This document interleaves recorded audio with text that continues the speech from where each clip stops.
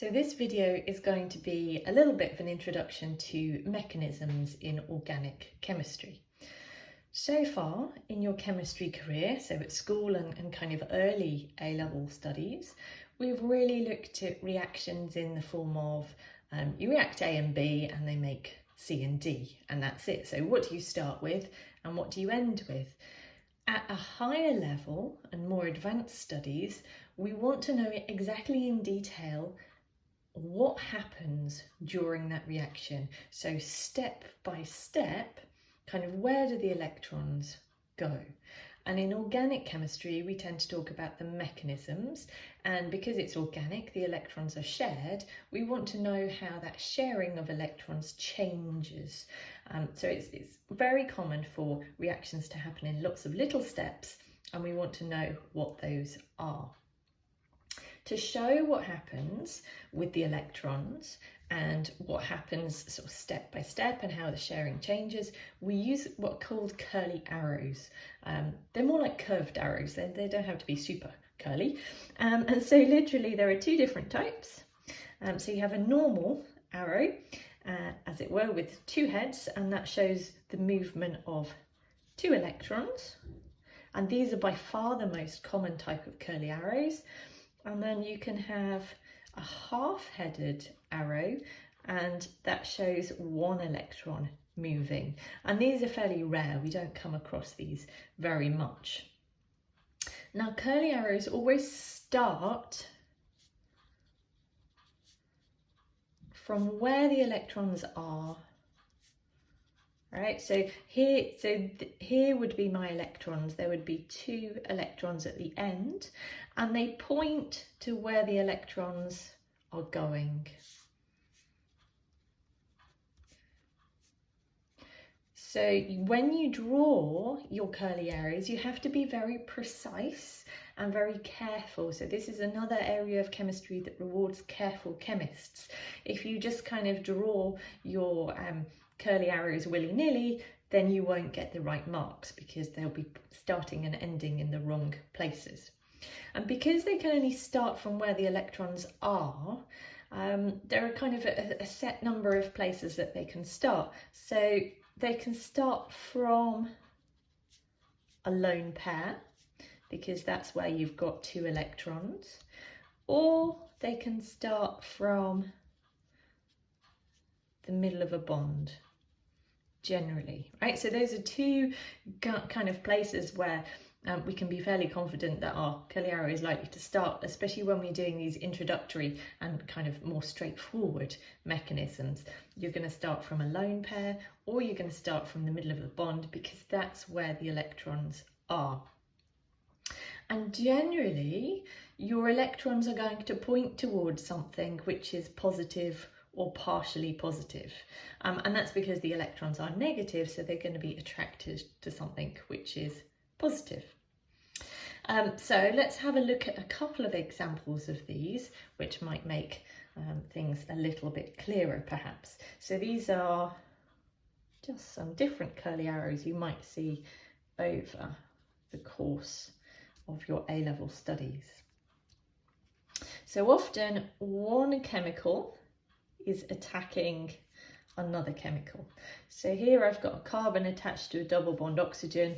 I've got something on the ends here, but it doesn't really matter what they are. And we'll meet later a little bit about this, but this carbon is a little bit positive and this oxygen is a little bit negative. So this means partially. So partially positive, this is partially negative. And here this is a cyanide ion, and this carbon has got a full negative charge and it's got a lone pair. So if I were to draw a curly arrow here, what happens is this pair of electrons are negative. They're going to be attracted to the carbon because the carbon is partially positive.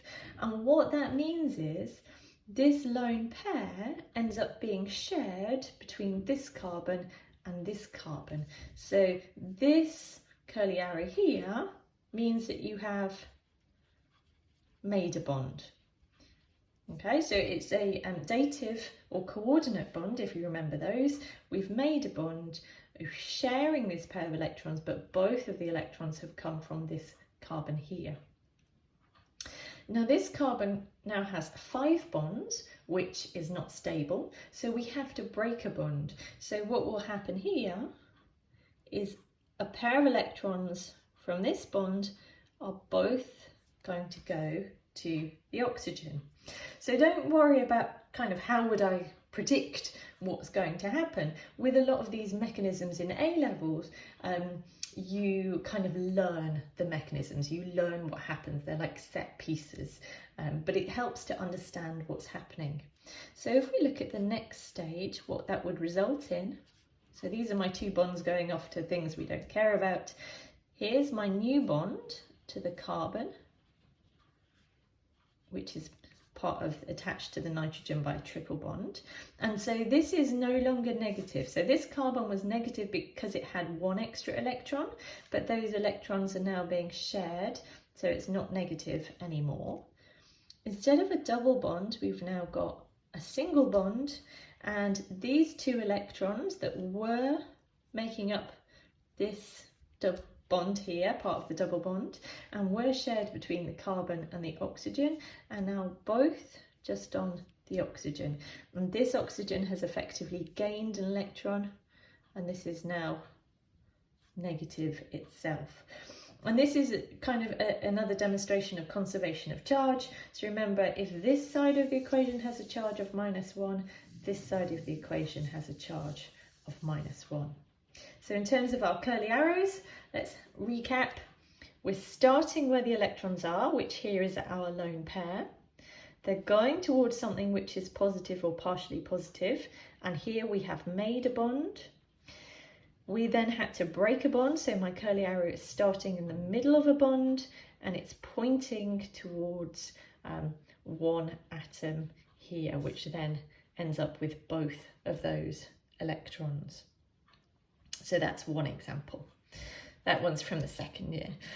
So another example we might have is this one. So again, if I don't worry too much about what else is on my carbon, you could have this situation where you've got a lone pair on this oxygen, which is negative. You can shuffle that pair of electron back again. So this is kind of the opposite of what we had before. So that will give us a double bond, and we'd probably either kick something else out here, or maybe this was positive in the first place. So eventually we need to end up with this carbon just making 4 bonds. We might have a situation like this, where we've got our double bond on the carbon to oxygen, and we've got some water.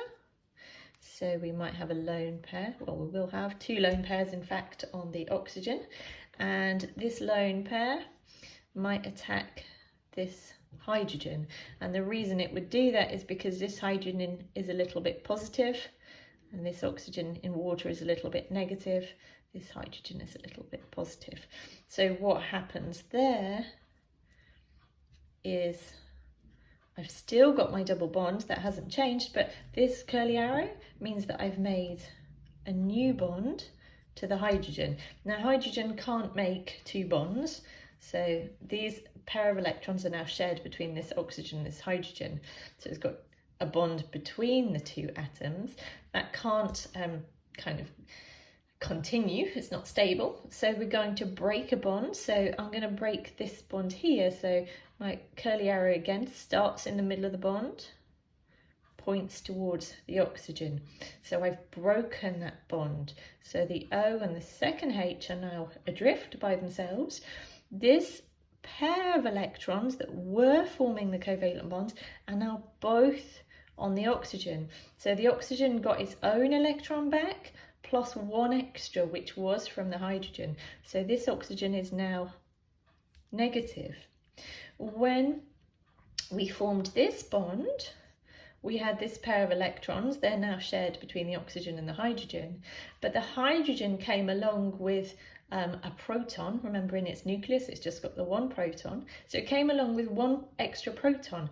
So we've now got a positive charge here, which again makes sense because this side of my equation is neutral, which means this side of my equation is neutral.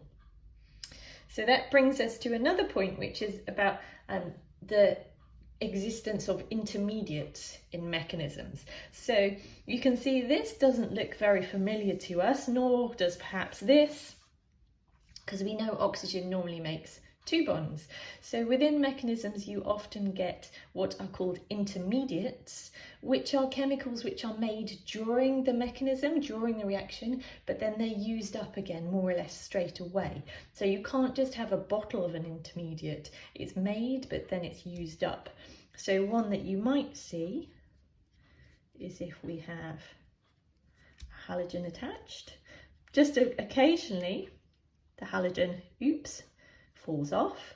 So I draw a curly arrow from the middle of the bond to the halogen. So that means this pair of electrons that were making up the covalent bonds both end up on the bromine atom. So that means it got its own back plus the one that was coming from carbon. So it's gained an electron, so it's negative. The carbon lost its own electron, so is now positive.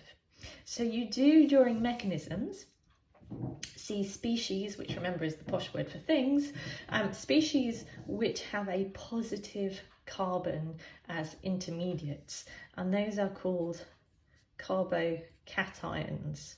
Because remember, a cation is a positive ion, so this is a carbocation. It would be an intermediate with a positive carbon. That would then tend to go on and react more or less straight away. Just as a side note about mechanisms and where you draw your curly arrows to.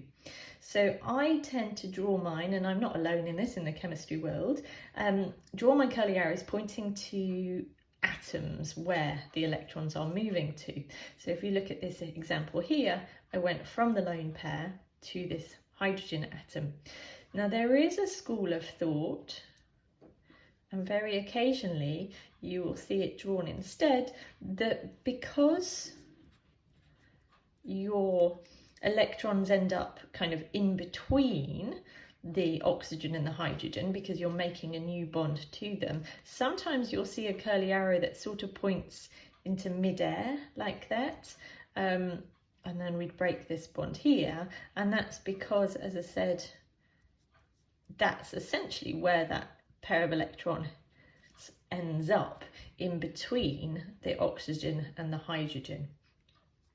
So you might see that. We don't tend to see it in mark schemes or kind of in the textbooks for our syllabus. So I would normally point my curly arrow to the atom itself, because if you point it into kind of mid-air, it can get a little bit confusing. Probably the only exception to that is where we use these single-headed arrows, which you notice none of these examples are, and that's because these are only used in a very few specialist cases, and in that case we have one electron moving. So this involves things called radicals. So we might have 2 radicals. So I've got a chlorine atom with an unpaired electron, and I've got a CH3 with an unpaired electron. And then if we wanted to show a bond forming between them, which would be make something which is more stable, we would tend to draw 2 half-headed curly arrows to the distance or the space in between them to show the formation of a single covalent bond. Okay, so those are our half-headed curly arrows, which we don't see as often. So those are rare, and all the others are common. That's mainly it. In the second year, another example you might meet is a benzene ring, and this can confuse people slightly. So if you remember a benzene ring, we can sometimes draw with double single, it's C6H6, but we can also draw it more correctly, in fact, with a ring in the middle. And if we're drawing a curly arrow for a mechanism for benzene, we start it from that ring. And remember, this is again just showing 2 electrons moving out of that ring, so they're going to move to something which is positive, like a Br+. Okay, so it is sort of still starting from the middle of a bond, it just looks slightly different. So that's a bit of an introduction to curly arrows.